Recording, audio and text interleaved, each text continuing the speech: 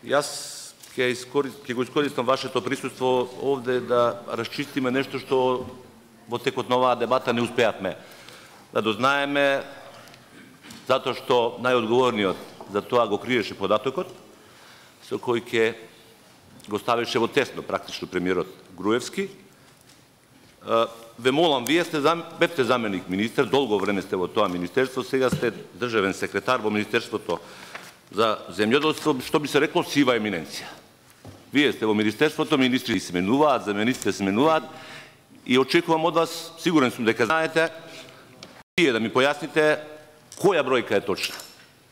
Бројката што премиерот Никола Груевски ја кажа, дека се поделени 115 милиони евра на име на субвенции, бројка на агенцијата која кажа 93, или па е точно тоа што го кажува во завршната сметка за буџетот господинот Ставровски дека се поделени само 64 милиони евра. Ве молам, кој лаже овде?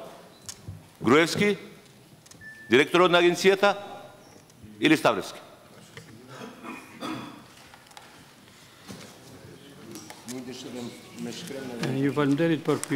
Ви благодарам поставеното прашање.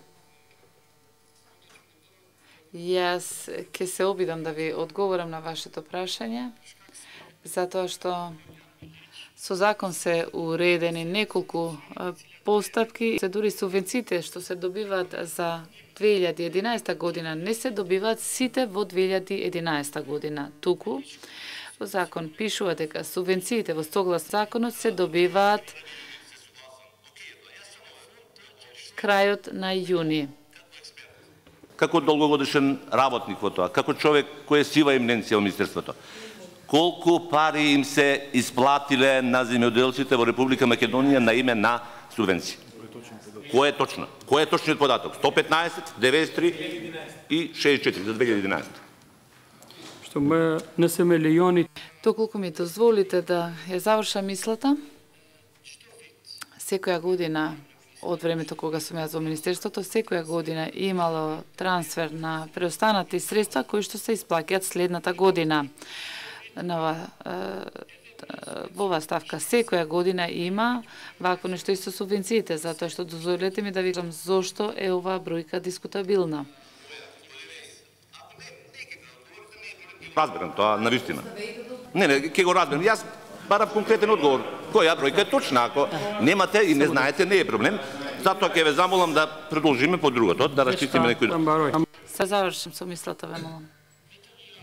Само еден пример ќе ви кажам. Субвенциите кои што ги добиле луѓето за контрола, требало да се направат контролите во 11-тиот месец. Во тоа време имало многу снежни падежи. Снегот беше над 1 метар, снегот беше над 1 метар во планинските предели и државниот инспекторат не беше во состојба. Значи овде очигледно не се знае кој лаже. Не, вака. Дозволев. Задоволен сум одговорот, не е проблем. Ако не ќете, врете, ваше право. Јас само да ве потсетам дека вие сте овде во својство на сведок.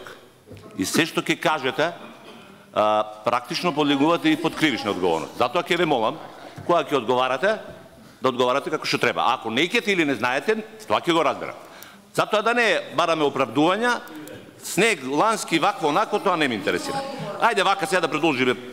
Само да довршам, ве молам. Не, доволно. Следната реченица. Не може никој. Дозволете сега, јас прашувам, господине. Разбирате убаво. Не може никој да земе субвенции ако инспекторот, државниот инспекторат за земјоделство не отишол записнички, не констатира дека истиот поседува земјишна површина или добиток. Ама јас тоа не ве прашав. Не може да земе. Јас не ве прашав кои се критериумите за субвенции. Јас ве прашав кој лаже. Чија бројка е точна. Тоа ве прашав. Сега ајде да продолжиме со вашето. Вие сте ветеринар по струка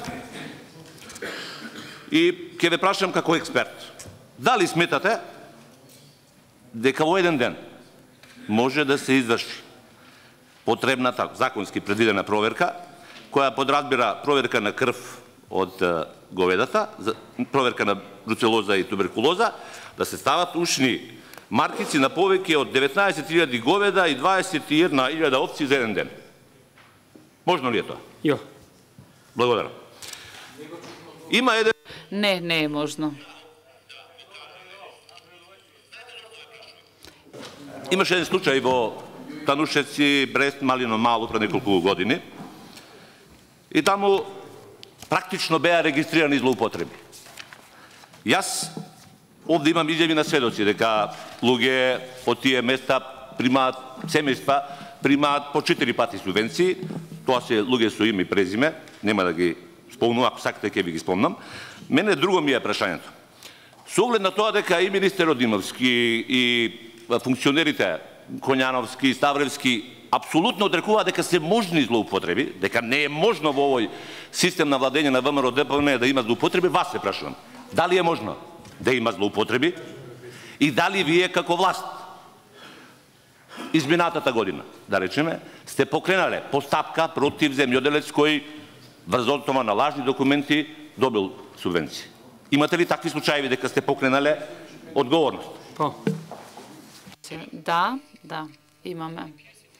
Во делот што вие го спомнувате за Скопска Црна Гора, селата Брест, Малино и Танушевци се села кои што имаат своја специфика и кои што се каде што пристапот на инспекторатот бил многу отежнат таму. Ова е капитал од пред некое време, каде што на насловна страна стои една фрапантна бројка. 700 милиони евра. Оваа држава троши за увоз на храна. Македонија важи за аграрна земја. И сега, најкратко што можете ве молам да ми објасните, како е можно со рекордно високи субвенции да имаме рекордно висок увоз на храна? Нешто не е вред. Ке можете ли во 2 реченици ве молам да ми објасните како е можно тоа? Министре, вие завршите. Само една минута. Ве молам, имајте го предвид и глобалното затоплување. Ми се чини дека никој тука не размислува за глобалното затоплување.